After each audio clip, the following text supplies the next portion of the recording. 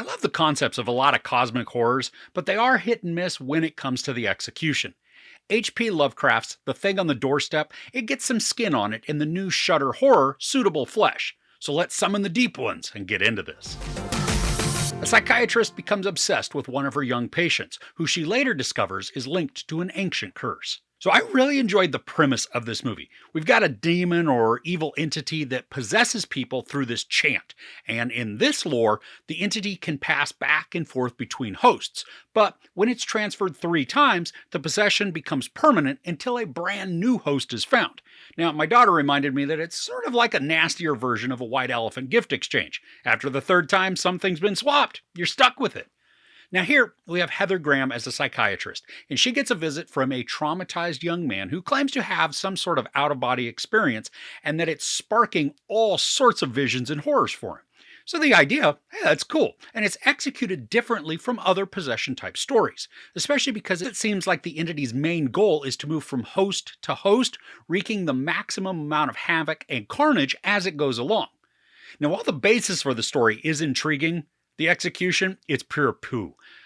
In addition to Heather Graham, this stars Judah Lewis, who was in Netflix's The Babysitter, Barbara Crampton, who's a scream queen and no stranger to Lovecraftian stories, and finally, it stars Jonathon Schaech, who I most recognize from That Thing You Do. I quit. I quit. I quit.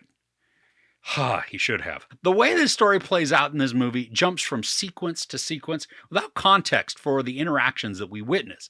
Storytelling, it's thin with abrupt transitions. When Lewis's character comes onto the scene, there's pretty much no background info on him or his father, who seems to be an antagonist within his life. Now, Lewis barges into Graham's office and demands therapy, using his claims of the odd supernatural occurrences as his justification. Then there's some rapey vibes that are given off, which only gets really amplified as the movie goes along. Now, I think this movie tries to ride on a pseudo-erotic thriller arc, creating more than a couple of just cringy scenes of uncomfortable sex. I say uncomfortable because in some of these, situations arise between Graham and Lewis. Now, in real life, she's more than double his age, which I know that's not always problematic. Here, it just seemed off.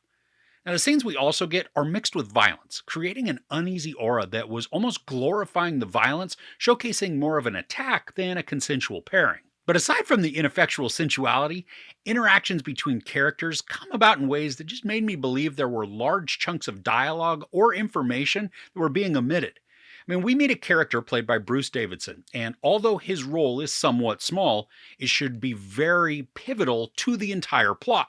But his inclusion, it's sudden and without any development, using some imagery to really just convey the meaning. But if you're not familiar with Lovecraftian lore, the images are entirely meaningless because there's no exposition or explanation to go along with them. The progression of the story is rather straightforward, so it's easy to comprehend and get what's going on. Unfortunately, the narrative is delivered in such a way that it's completely uninteresting, and then doubled down on by poor direction.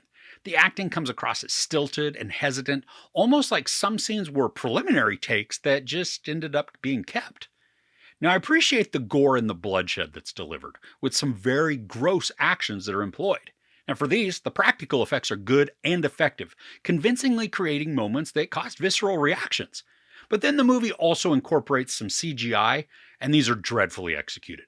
Most notably, a scene involving fire. It is just atrocious. And then a couple of sequences that involve falling. These were unconvincing and very fake looking. And most of the cinematography feels like it's shot on a video camera, lacking any cinematic depth or texture to what we're shown.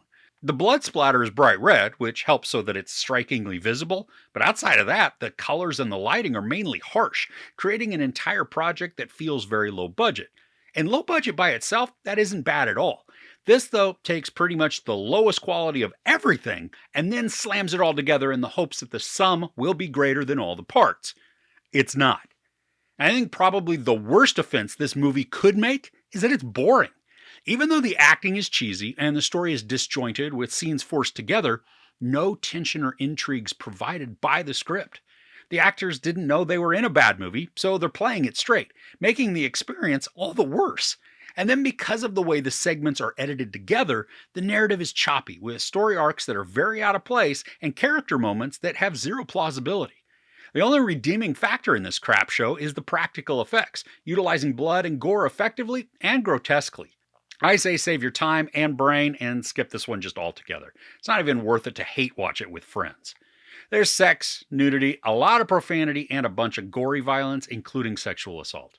I give Suitable Flesh 1/2 out of 5 couches. Seriously, choose something else to watch. This is just terrible.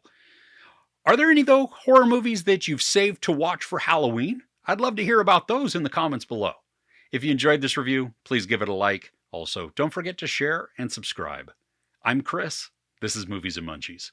Thanks for couching with me.